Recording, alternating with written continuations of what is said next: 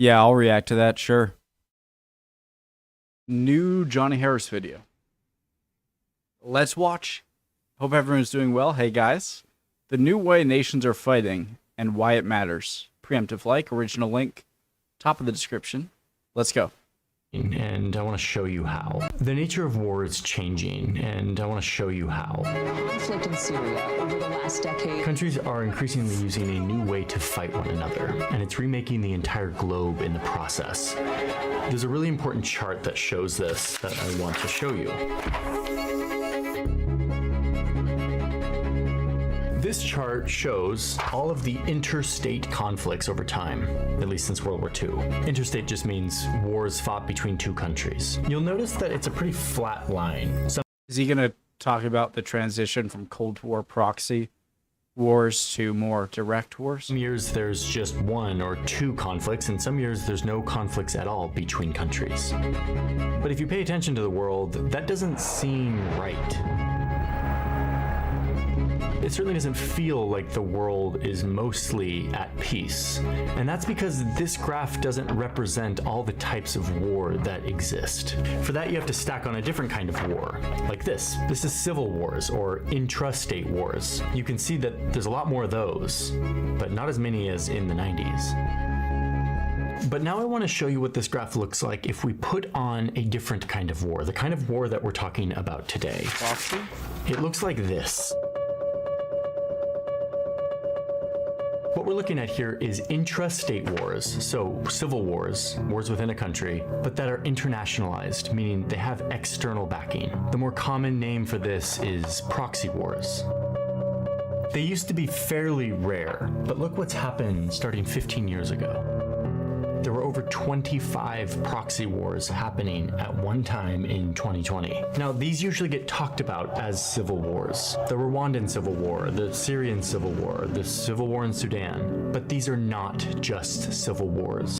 I think this has to do with, if you look at humanity, wars over time much further back than World War II, way further back, then there were more direct conflicts. But after World War II, there was supposed to be this less, because of, I guess, the mutually assured destruction because of nuclear weapons, less direct war, and also both in the danger of nuclear destruction and the stigma that comes with direct wars of major powers. And so what have people done? They've transferred to just propping up other countries that are doing war to favor them in ways that you want them to go. And so, and that's what you can't really see by just looking at a graph. You have to go deeper, which is what I want to do today. I want to show you how these things work and why they are so dangerous. Because this is the new way that the most powerful countries in the world fight each other. Not fighting directly, but by using other conflicts as their battlefield. Proxy wars are deadlier, more resistant to peace, and they are a driving force changing geopolitics today. So, I want to explain to you what proxy wars are, how they work, why they're so deadly, and why they're on the rise.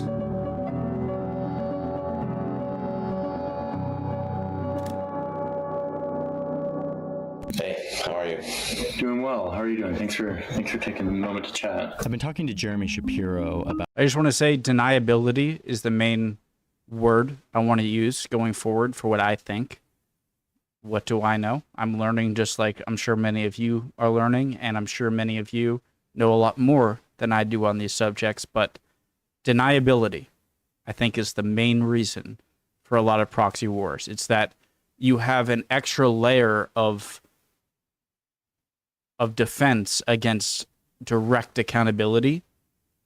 And so, about proxy wars. He's got a lot of perspective on this. Worked in the U.S. government on that, and so there's some things that I can maybe allude to, and I can't really talk about how I know them. So don't ask for sources on that one, I guess. Yeah. Okay, so before we get into proxy wars in our world today, I want to go into an imaginary world, a fake map that we've made up. How would you concisely define what a proxy war is? I think it is when a war is instrumentalized by outside parties to use it as a proxy for their external or larger dispute. In this made-up world, there are two dominant powers. Let's call them Johnnyland, and over here you've got Izistan. Yes, I'm doing this. Let's just go with it, please. In the old days, if Johnnyland and Izistan went to war, it would look like this. They would send their armies smashing into one another. It was really violent. It looked very much like World War I and World War II. They ended up in massive wars with each other that were quite destructive, often to their own countries, particularly if they lost, but frankly, even if they didn't lose. Well, let's remember why big powers go to war. They do this to assert dominance over their region. Maybe they're after the same resources. Maybe they fear each other as rivals and they see an opportunity to weaken the other. Or maybe Johnnyland forgot to sign the kids up for Little League and Izistan is angry. And they're fighting directly. This is how war has worked for thousands of years. That is until the greatest war of them all. By the way, I'm sure proxy wars also existed all the way throughout history. So, I feel like proxy wars aren't a new thing. I'm sure going back to the Roman Empire, I can't give you examples, but I'm sure that they gave some amount of aid to powers that were fighting someone that they didn't like, right? So. World War II was a war that showed the world that we had become too dangerous, too advanced, too destructive, especially with the invention of atomic weapons. Nuclear weapons really focus the mind. They are so destructive and so easy to deploy once you have them that the idea that you could ever defend yourself against that is not one that really any country has ever entertained. In a nuclear age, it would be insanity for them to fight each other directly. So direct war between these two great powers became unthinkable, and thus it basically stopped. This is a crazy thing. Like sometimes we forget that we live in a world where great powers don't fight each other directly, something that they've always done. But that doesn't mean they don't fight each other. Before we continue about countries and how they fight each other in the modern age, I need to thank today's sponsor. Sponsors are... If you guys want to fast forward, you can go ahead and do that. That's up to you. I'm going to watch through the advertisement sponsor here. If you do see it and you want to get whatever is being advertised, then make sure to use the promo links, the promo codes and links from Johnny Harris. Original link, top description. How we run our business, it's how we are able to keep the lights on here as we grow our team and try to do rigorous independent journalism. I've been traveling a lot more lately. Went to Saudi Arabia Also, last stay year, hydrated. Was just in Finland, which is a video you'll see soon. So I've actually been using the sponsor of today's video, which is Saley. Thank you, Saley, for sponsoring today's video and for making it way easier for me to get an eSIM when I go to other countries. Saley is an app that you download that easily allows you to install an eSIM on your phone so that you can get access to data plans to hundreds of countries and territories. Download the app, you choose the country you're going to, and then you just choose how much data you need, from 1 gigabyte up to 1,000 gigabytes. It's very clear pricing, and with a few taps, you get access to that data plan for your travels to that country. There's no physical SIM cards, there's no extra roaming fees, there's just a clear price for data and a very easy installation. And I gotta say, the prices are a lot better than the roaming fees I had been subjecting myself to when I would travel. I'm very happy this exists. If you travel and need eSIMs, then you should try this out. You can easily download the app. You can scan the QR code here, or you can use saley.com/Johnny Harris. Make sure to use the link or scan the QR code so they know that this ad sort of worked if this is interesting for you. Use the code Johnny Harris at checkout and you'll get... Not only will you get the discount, but if you're the person sponsoring, I'm sure you get your data as to how much your money is working in sponsoring people by the amount of people using the promo codes of the people you're sponsoring. So that's a double reason to use the /Johnny Harris eSIM data plan. Thanks, Saley, for sponsoring today's video. Now let's get back to our story on how countries fight each other in the modern age. In the nature of countries, they are still extremely competitive and still looking for ways to harm each other, to get leverage on each other, to sort of win in geopolitical competition. Great powers still see each other as a threat. They still crave dominance over their region and over the world. Indirect ways of attacking each other, such as supporting proxies in civil wars, has become much more popular since nuclear weapons were invented. I see it as a difference between boxing each other and then boxing each other with a suicide vest on.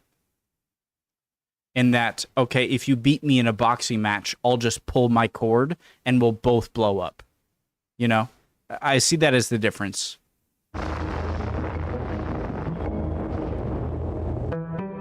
So back to our fake map. What this looks like is it would probably start as a conflict popping up within a nearby country. Could be a civil war or power struggle or just some political unrest. Now these two big countries see an opportunity to fight each other indirectly by supporting one side of this war. They send guns, money, military trainers, and this is a proxy war. The two sides fighting within the smaller country are the proxies, or sometimes referred to as clients, and the outside supporters are called patrons. Now remember, in this case, they're just sending support to their side of an internal struggle, a civil war in another country. A war is instrumentalized by outside parties to use it as a proxy for their external or larger dispute. From the great power perspective, what is the advantage or benefit of choosing this tool of engagement rather than more direct versions? Depending on the situation, a great power can hope that they can really sap the strength of their rival through support to a proxy war. Unfortunately, this is a really rational thing for big countries to do. They get deniability, they can say, hey, we're not really involved in this war, and they don't have to sacrifice any of their citizens. Hey, was that the word I used? And they're able to contain the violence in someone else's country. They get to fight their rival and have someone else pay the price. That's proven to be an efficient and somewhat, from a great power perspective, less I can't believe I forgot the word that I said earlier that was like my main. I think I said deniability. dangerous way of geopolitical competition, somewhat, from a great power perspective, less dangerous way of geopolitical competition than direct wars. Now, technically, proxy wars can take slightly different forms, like if the two big countries support two smaller countries that are fighting each other, or if one big country invades another country and then the rival supports the resistance of that invasion. There's lots of different forms, but the whole... I don't know if this is a great example, by the way, because maybe it's a good example for the main point Johnny is trying to make. But the fact that they're so close, if you're take Vietnam for an example, right? The main battle between communists and capitalists, or communists and non-communist forces right after World War II were mainly between the USA and the Soviet Union, right? And a lot of the wars happened in Vietnam or Korea. Korea is right next to the Soviet Union, but it's very far from the Soviet Union's main center of power, right? So I'm still going to use Korea as an example, right? But if you're supporting a power that is directly a threat to you, then I think that'll get very close to being a direct attack on you, right? And so with this example, if this country here, Izistan, with Johnny Land in Izistan, with his example here, right, is supporting countries, and they're supporting countries that are trying to directly threaten either one of them, then the line between direct and proxy war, I'm sure, is much more thin. But when you're fighting across the world about main ideological differences, that's what I think of when I think of proxy wars. This is almost direct war because they're right next to you and they can threaten you. And so you can attach the proxy wars to more direct war implications. Does that make sense? The whole idea is that these two great powers are fighting each other via a different country or different groups. Let's be done looking at the fake map and look at the real map, the real history of what proxy wars look like in real life. This dynamic has existed for a really long time, but the modern version of it starts to really crop up in the Cold War. We've got these two great powers, the two big patrons, Soviet Union and the United States, using proxy war as a way to fight each other, turning the entire globe into a battlefield. This is why it was a Cold War. They never fought each other directly.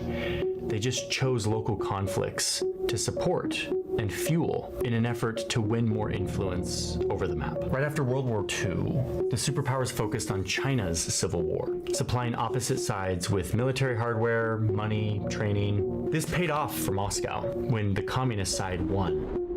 I'm sure if America knew in hindsight the final outcome of of who would take control, Chiang Kai-shek or Mao Zedong in China, I'm sure the USA would have put much more resources into helping Chiang Kai-shek, because of China is probably the largest single country in terms of influence outside of the USA USSR dynamic. I think you understand my point. For Moscow, when the communist side won, it was a major blow to the United States, but the support in this proxy war was nothing compared to what happened right after in Korea. Korea had become a place of 24-hour terror. Nothing and no one was left untouched by the harsh, bitter reality of war. Moscow authorized its proxies in the north to try to take over the US-backed south, something they wanted to do, and we made a whole video about that relationship between Kim Il-sung and Joseph Stalin. The Soviets supported them with guns, money, fighter jets, and the US, which already had troops there, sent more. Way more, like almost 2 million. The Soviets fought back by fueling the North Korean invasion. And then China, who remember was supported by the Soviet Union, sent its army to join the fight too, turning the Korean peninsula into a battleground, not just between Koreans, but between these massive powers who were both trying to spread their ideology across the map. All of this outside weaponry and manpower prolongs the fighting beyond what the two sides could sustain on their own. Compared to little North and South Korea, American, Chinese, and Soviet supplies were practically limitless, and this escalated the conflict for years. And then you see something crazy here, which is something we're going to see a lot in these proxy wars. Even when North Korea wanted to stop the fighting, Moscow wouldn't let them. They told them to keep fighting. They had so much leverage over them that they continued to fight. Joseph Stalin, the Soviet leader, even knew his side couldn't win, but he directed them to keep fighting because he wanted to, quote, draw out the war to shake up the Truman regime in America and harm the military prestige of the Anglo-American troops. Sometimes that's the logic of a proxy. I wonder if that's a connection to the fact that after Nazi Germany had already been conquered, right? Nazi Germany was destroyed, but you still had the Japanese left as the final straw and as the final aggressor to the Allies in World War II. The fact that the USA, used the nukes and tried to immediately try and conquer Japan without Soviet help, I'm sure if you're the Soviets, that was a kind of like whoa moment. I'm not sure if that's a real term. In that, you have to start looking after World War II and being like, okay, the USA is making a clear move to try and lessen our potential power. And so they use two smaller nations to fight against each other to do that, right? And so I'm not going to point out anything wrong about the Soviets or Americans doing this. They're both fighting this kind of post-war battle before the post-war. Does that make sense?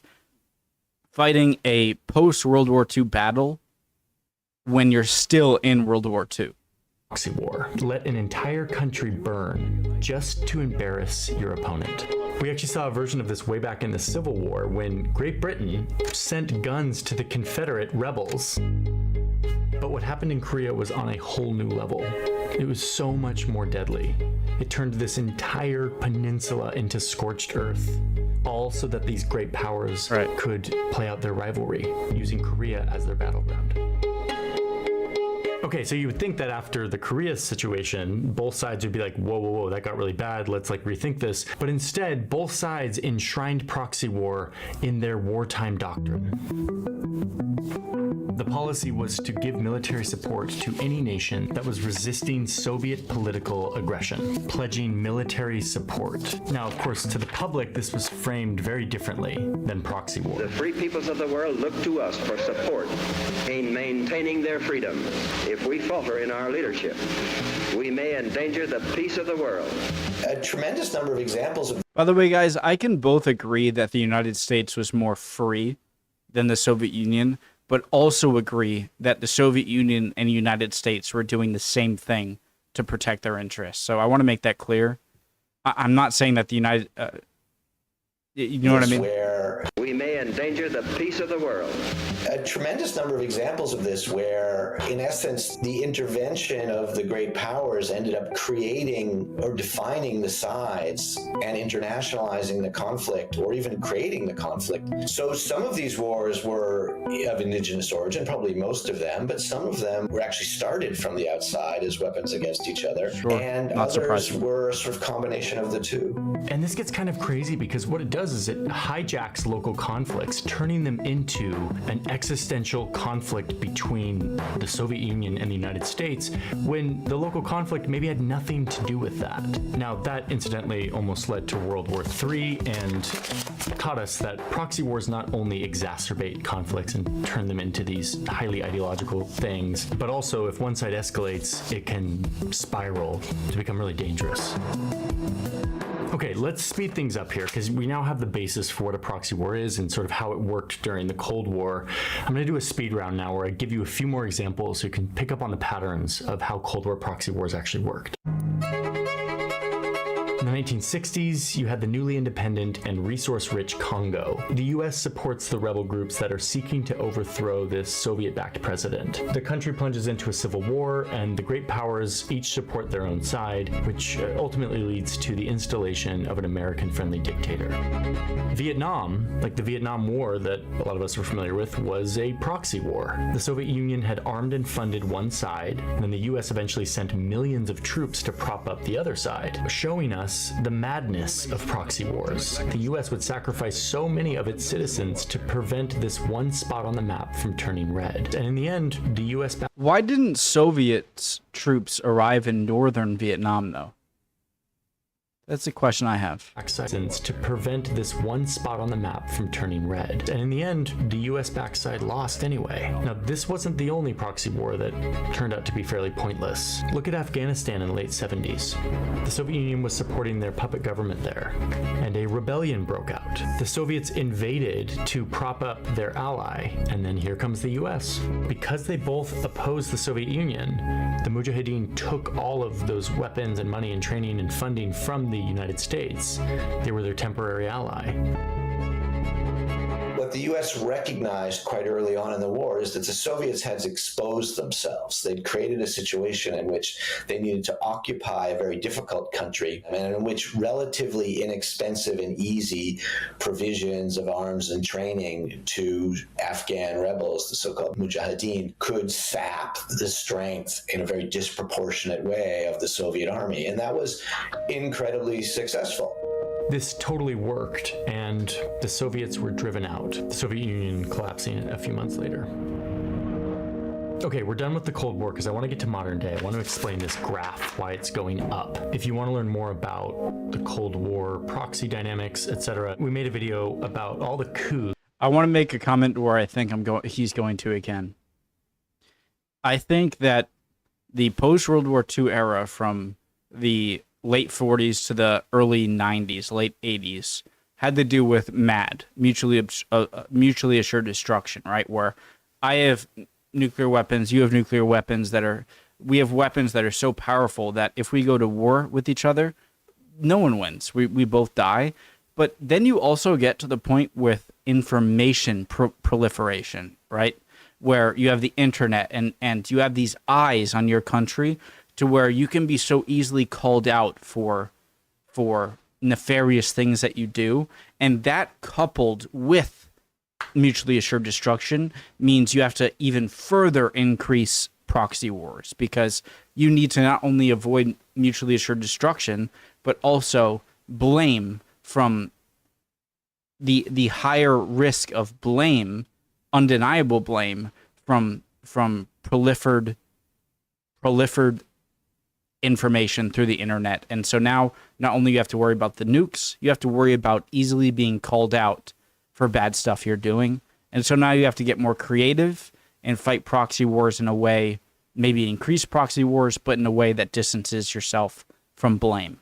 Out the Cold War, proxy dynamics, etc. We made a video about all the coups that the US sponsored during the Cold War and into modern day that goes deeper into some of these cases. But remember, the Cold War ended. This global competition between the two superpowers was over. So you would think that proxy wars, which is conflict fueled by two big patrons, would go down, like they would be over. But the opposite is true. Proxy wars... They would only be over if both nations suffered gigantic power reduction and nuclear bombs were gone. If they're not, then what else do you expect? After the Cold War, skyrocket. And Jeremy helped me understand why. I gotta pee quick, guys. Bathroom break. Be right back. Okay, we're back. I washed my hands. I notice a shift in the kind of flavor of proxy wars and how they look after the Cold War. How would you characterize a proxy war in the 70s with the Soviet Union and the US feels and looks different than one happening in the Middle East or, all around the world today?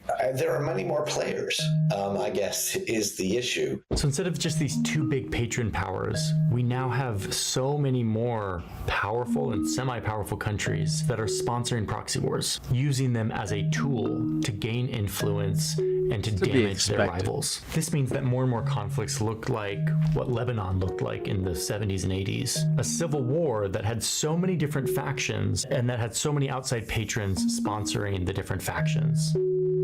And again, we made a whole video about the Lebanese civil war and the rise of Hezbollah. You can check that out. Now, remember back in the Korean War when Kim Il-sung wanted to negotiate a peace deal, but his patron wouldn't let him? In conflicts like this, like Lebanon, we have so many different patrons. You don't just have two big powers that can veto peace. You have like 4 or 5. It makes it last a lot longer. It makes it very, very difficult to end them. This is in the one instance because it dramatically complicates the negotiation, but maybe even more fundamentally, it is because wars tend to end when one side or both can't fight them anymore. You guys know the term Pax, like Pax Romana, Pax Britannica, Pax Americana, where you have these countries that are these powers that are so powerful that they have such an enormous say in global conflicts that they can decide peace or not peace a lot.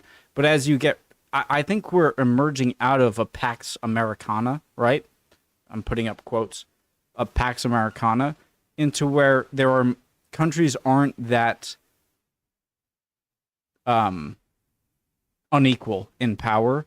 And so you have a lot of people with differing objectives and differing and more equal power. Then now everything's more complicated. And the existence of these multiple external supporters means that if one side gets sort of pushed to the very edge, there's an incentive for one or more external supporters to come in and sort of resurrect them at least enough to be able to continue the war. And this is the great tragedy of proxy wars, is that they have a sort of dynamic equilibrium to them where they can be fought for decades because the external supporters can always do enough to continue the war, but rarely do enough to actually end the war. Okay, so that's our first major reason why this graph is going up. We live in a multipolar world. There's a lot more of these powers willing to be patrons. The other big reason is that proxy wars are becoming increasingly cheap. Back to the Congo. Now we're in the late 90s. You have Depends a lot on of where rebel you're groups supporting. that are fighting for influence, fighting for resources. This civil war became the battleground for neighboring nations to fight with each other, but indirectly, using the Congo as their battle. If AK-47s can change the tide of a war in a certain area, then of course that's going to be cheaper than an area where you need missiles, air defense systems to change the tide of the war. And so, of course, it's going to depend, the amount of money needed to sway proxy wars is going to depend on where they're being fought. And how advanced the countries or the powers fighting them are. Battlefield. Uganda and Rwanda sent money and weapons to rebel groups on one side and even invading to help them fight. Namibia, Angola, and Zimbabwe armed and funded the other side, each hoping to install a friendly government. And when you're talking about small rebel militias in the Congo, you don't have to do a lot to support them. Sending small arms, a little bit of training, some logistics support, that goes a long way in giving them influence or in using them to support your troops that are there as well. And in this case in particular, to add more complexity to it, supporting a certain group could mean getting access to a resource-rich piece of land, which you can then exploit and kind of pay yourself back for the support you gave to those militias. All of this leading to one of the deadliest conflicts in modern history and showing us how these new kinds of proxy wars burn slowly and for a very long time and can be very destructive. They're really hard to stop once they start. Now let's see how this plays out in Libya in more recent years. 2011, the people rose up, they threw out their longtime dictator, only to fracture and find themselves in a power vacuum and a civil war. And here come the patrons to choose which side they want to win. The Russians, the Turks, a couple of European countries, the French, and the United States and Egypt all have various external roles. These patrons have poured money, weapons, and even sending in airstrikes to support their side. And they're all quite important in sustaining that civil war. Libya is still divided between these foreign-backed groups. We often think of a revolution that overthrows a dictator as like a really good thing because sometimes it leads to democracy. But because of these modern proxy war dynamics, sometimes it can go the other way. Why does dislodging a strongman maybe create fertile soil for this sort of internationalized civil war? Well, typically what happens when you dislodge a strongman is that you don't have another one to replace him. Different groups are vying for power and vying to reestablish governance or even reestablish total control. One of their instincts is to go out and find external supporters who can add a tremendous amount of capacity to their ability to fight those domestic struggles. You think about it for yourself. You're there, you're the Johnny Harris Liberation Front, and you are fighting the guy across town who has, an up-and-coming... Are you going to risk, if they're defeated, of another video podcast? You're kind of evenly matched. If you can go and get some big money from HBO, you can crush him. But at that point, HBO owns you. If he then goes out and gets some money from Netflix, you guys can be fighting these podcast wars for many decades. I hope that was into language you can understand. Love the analogy. Which is how we got a horrific war like the Syrian Civil War. It started as an uprising to overthrow the dictator. It descended into a civil war, eventually attracting powerful patrons that fueled a decade and a half of horrific bloodshed. This is one of the deadliest proxy wars of our time, not just because over 500,000 people died, but because of what outside support did to fuel that. It escalated it year after year, leading the dictator to gas his own people and giving rise to violent extremists, all while being fueled by patrons that seemingly had endless supplies to keep fueling the fighting. A similarly horrific thing is happening in Sudan right now, a civil war that has been internationalized, which is making it way worse than it would have been had these patrons not gotten involved. This is what modern... The scariest thing, the scariest people when discussing this subject are the ones who think that the current actors in supporting conflicts around the world, if they were deleted, then there would be peace. You are this idea that this is how human beings act. That's not an excuse for it to happen, but it is an excuse for why it happens. Do you understand what I'm trying to say there? It's not an excuse for it to happen. It's an excuse why it happens. And if you understand that, then you can plan for the future. If you don't, then you're going to be in a continuous cycle of getting the current guy that's funding and causing death out, and then another guy, and then trying to get that guy out, and then another guy. proxy war looks If you disagree, let me know in the comments. Call me out, please. like not gotten involved. If I'm sounding stupid, call me out. This is what modern proxy war looks like. It is longer, it is deadlier, and it is more resistant to peace. But there's one I proxy don't know about deadlier. war that doesn't really fit with the model we've talked about here. Well, Ukraine is a half proxy war. You know? It's a proxy war, just half. 0.5 proxy war. Let's talk about Ukraine. Ukraine's kind of a weird one. How do you see Ukraine and the proxy dynamics there? How do you think about what's going on there? It is hard. I mean, it's interesting. The U.S.-Ukraine relationship is a sort of classic proxy war relationship. But on the other side of the equation is Russia, which at the same time is the main combatant and feels like it's almost fighting a proxy war. So you have Ukraine, who was invaded and is being supported by the West to fight.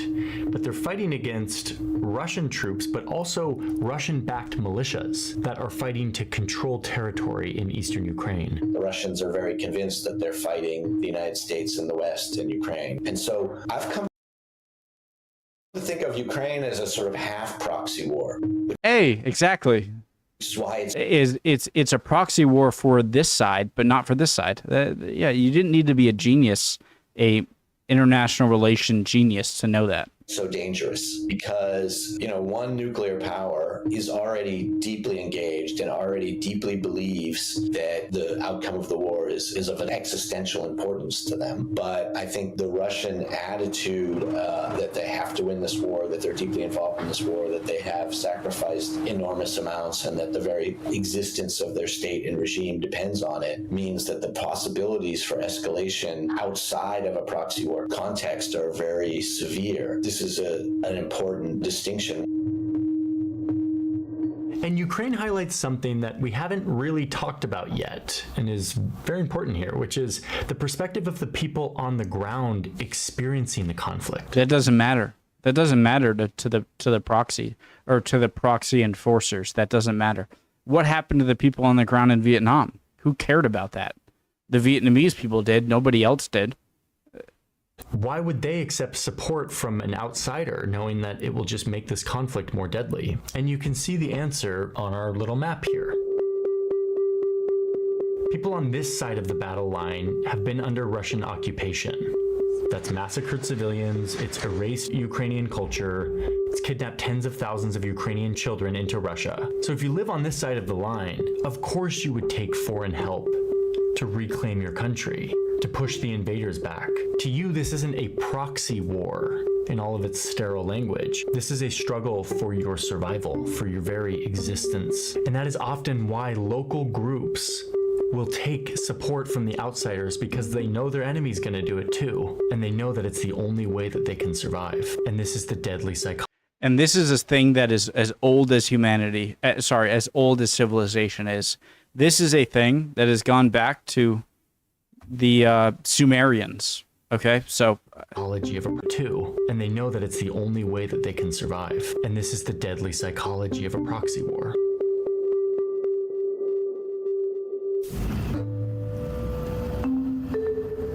China's Okay, now we haven't talked about China. Like we've talked about the United States and Russia and all these other patrons. Where's China in all of this? Turns out doing China for their doesn't best play interests. the proxy game.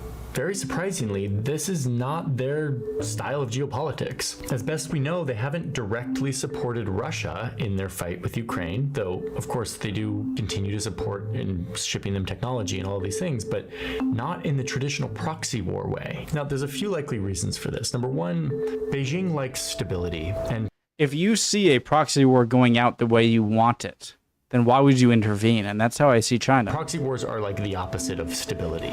They're also very interested in not bringing any kind of conflict into their borders. They want peace and stability in their borders. And then, and this is a really interesting one, China has this foreign policy tenet they call one of their golden rules, which is that they do not get involved or interfere in the internal affairs of other countries. This is like a pretty big value in Chinese foreign policy. It's one of the big critiques of the United States, is that the US is always sort of meddling in other people's countries, trying to influence them this way or that. Sure. China's pretty strong about the idea that they will make trade deals and they'll try to influence people with like sending them stuff and giving them debt. But this kind of like meddling in a civil war, on a matter of principle, China stays out of it, at least for now. And this is kind of being tested.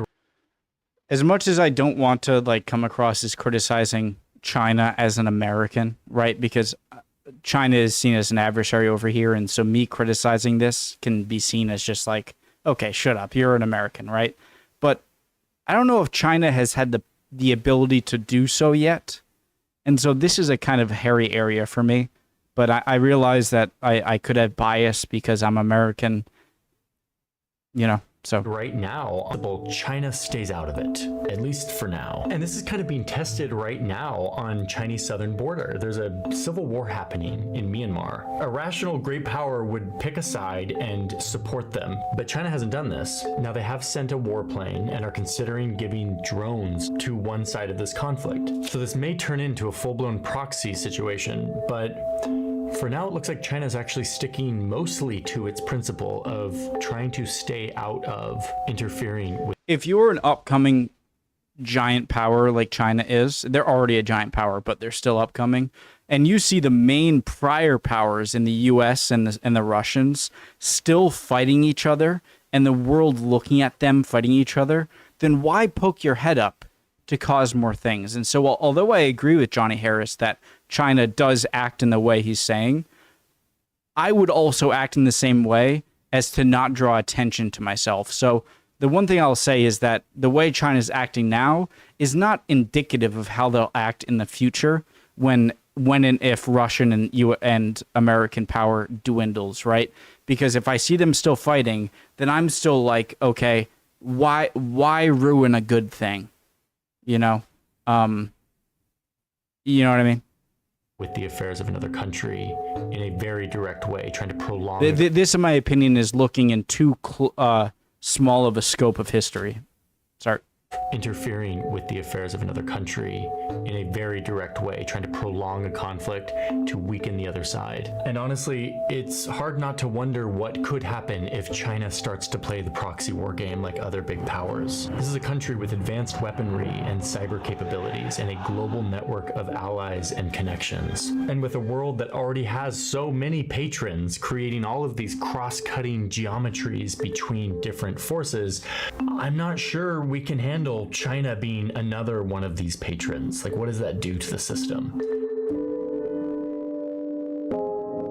So that is why this graph exists, why proxy wars are spreading. It is a fairly disastrous trend, especially for the people caught in the middle of wars that are fueled by outsiders, paying the price for a conflict that has nothing to do with them. So we need to pay attention to this. Proxy wars are the way the world works now. It's the way great powers fight each other. And as international tensions heat up, we need to understand how to look for proxy wars, how to look at a conflict not just as a civil war, but look at who is supporting, who are the sponsors, who are the patrons. That's going to become increasingly important. We will certainly be covering these different conflicts in different ways as they heat up. Thank you all for being here, and I will see you in the next one. It's a great video. I think the biggest mistake that can be made from the situation that we're learning about in this video is that this is some anomaly, and not just how human beings act in given circumstances, the circumstances given being the current ones we're in right now. All right. Of course, if this is your first time watching me, hello, I don't know a lot. I like to learn. And sometimes I think I can come across as more certain than my knowledge should portray. And so if you disagree, call me out. All right. I would want nothing more. If you disagree with anything I've said, call me out. Connor, you are wrong. This is why. Please do that, okay? Great video by Johnny Harris. Love y'all. Would appreciate any comments down below. Hopefully I'll see you guys next time. We'll keep on learning. Bye, guys.